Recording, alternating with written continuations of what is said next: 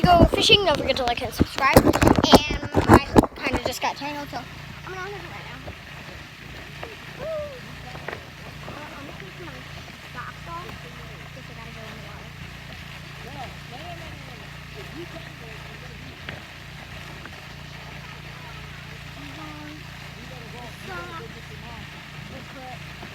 In my back cookie.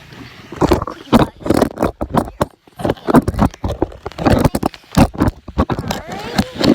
It's perfect. Oh, it's stuck in my pocket. I gotta go in the water.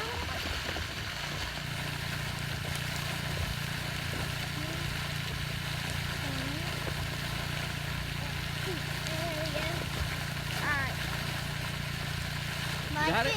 I took my socks off so I could get my feet in. Dude, I had to get in. It was stuck.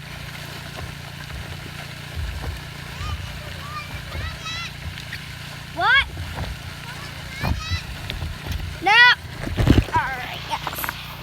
We're actually going to fish right here, maybe? No, not. Oh, I kicked dirt up on me. What the heck?